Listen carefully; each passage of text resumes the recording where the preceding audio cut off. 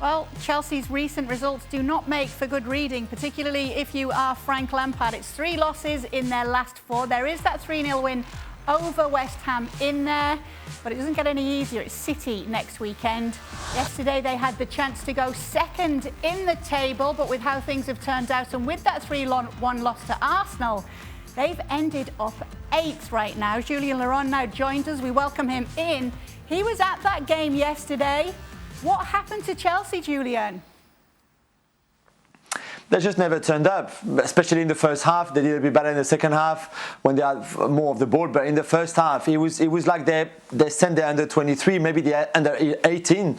To be fair, there was just no motivation. There was no desire. There was no aggression. There was just nothing. And against a team like Arsenal, who was really under pressure, lost all confidence. If there was one game where you knew that you had to be on your toes and ready for a bit of a fight at the beginning, but then very quickly you could get control, that was that game. Even away from home with no fans, that was that game. And yet they got everything wrong. Frank, I thought, was right to be harsh on his players, but also he has to take some responsibility for the no-show that they had for most of the game. Don, what do you think's happened to this team? Because it did all seem so promising. Yeah, it reminded me of that performance last season against Sheffield United when they were really off it. And I was watching the Sheffield United game last season. I was looking at the clock and I was thinking, 20 minutes gone, Chelsea are not doing anything. Half an hour gone, Chelsea are not doing anything. And it was like that for the whole game. They were so passive. Exactly the same against Arsenal. You know, as Jules said, Arsenal have been in horrendous form in a London derby.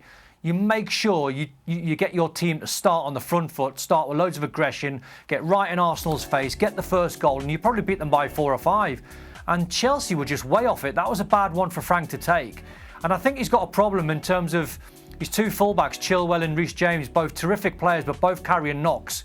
He doesn't trust Emerson at left back, so you had to play Chilwell with a knock, and that didn't work. And Reece James had a knock as well. Maybe he should have started Azpilicueta. So I expect lots of changes for his next game against Villa.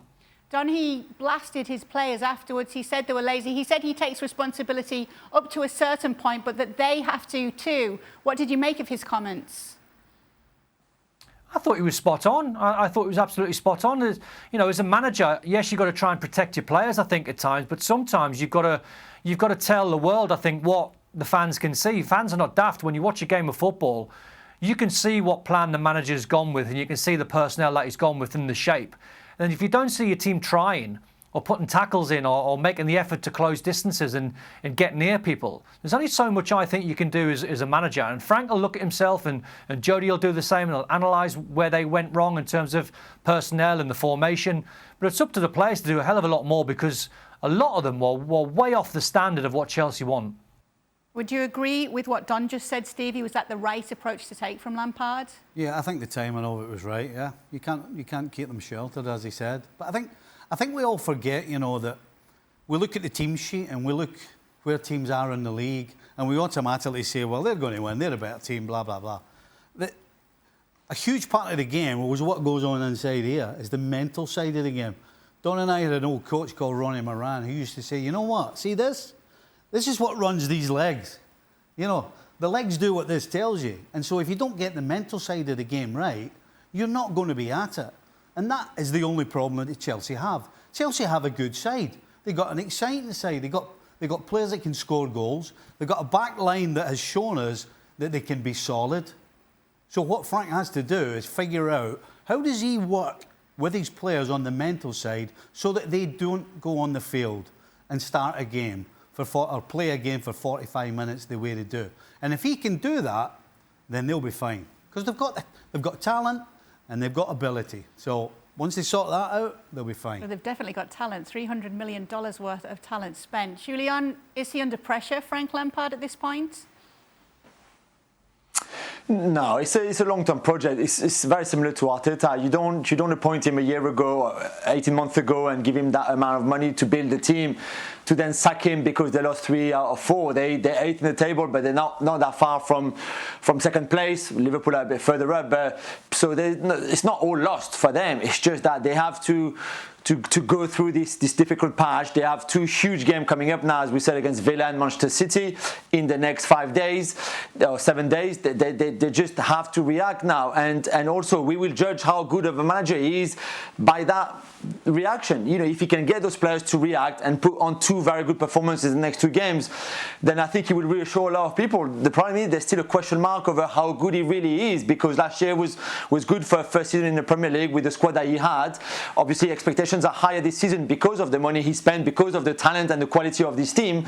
Now he has to deliver as well. You know, he can say as much as he wants, oh, I warned the players before the Arsenal game that it was not going to be easy and they let me down, and okay, maybe, but you still made wrong choices at the start of the game in the 11 that you started. Your substitutions didn't really work out, apart from Hudson-Odoi, I guess. But there's still a lot of mistakes that he's made so far this season. So it's also his turn to deliver, not just the players. Yeah, injury doubts, as we know, in just 48 hours between the games, which means we will be seeing rotations. We asked you, Jules, to give us your possible Chelsea 11 for the game against Villa tomorrow. You've gone for Mendy, Azpilicueta, Zuma, Rudiger, Chilwell, Jorginho and Mount in the middle, Callum Hudson-Odoi, Kai Havertz, Christian Pulisic, and you've got Giroud. Would you like to talk us through why you've made these picks? Yeah, I think there's 2 things. One is the fitness side of it, because not everybody can play 2 games in 48 hours. And then there's also the players who really or disappointed Frank in that game against Arsenal, who will lose their place in the team because they were so bad. I mean, Timo Werner, that has to stop now. I mean, he's lost all confidence. He's lost everything, all momentum, all confidence, all bearings, everything. There's no point starting him. I even think that Lampard started him for far too long. So Werner will be out. I think in a game like this against Villa, where you need to control the ball, put Kai Havertz in there, but please put him in his right position, which is behind the striker. He has to play behind Giroud. Giroud should have come on against Arsenal. I even think he should have started anyway. And then Hudson-Odoi did really well when he came on at halftime. Pulisic has that extra little thing that no one else has in that team. I think Mount has to play. He's his favourite player. You put Jorginho there, who only played 45 minutes against Arsenal, and the back 4. Azpilicueta has to come in, like Don said, because Rich James is far from fit. I kept Chilwell at left back because I just don't think they've got anyone else there. And then Thiago Silva at his age can't play 2 games in 48 hours, so Rudiger will have to come in with Zuma. Getting the better of Villa is unlikely to be a walk in the park. Don, how do you see the game going? I think if Frank picks a side that Julien's picked, I think they can do well in the game and take all 3 points. But it's a must. I think when you look at Kai Havertz, and he's been played on the left, he's been played on the right, we all know he's a number 10. But I think the one guy that he would trust in the whole 11 is probably Olivier Giroud.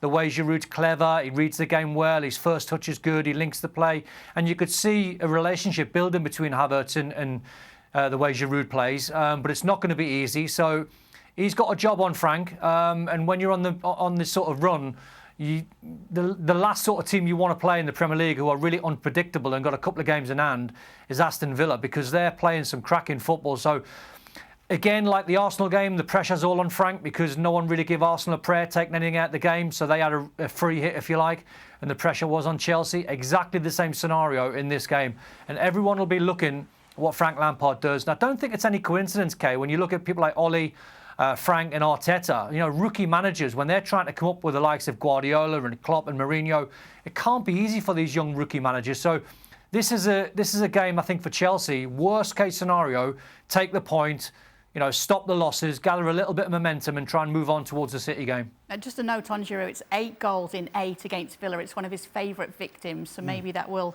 help out in him getting a nod. What do you see happening in this game, Stevie? I think this will be an open game. I think there'll be goals in this game. But I'd like to say I 100% agree with Jules on Giroud. Not because he's got 8 goals in 8 games, but because of what happened against Arsenal.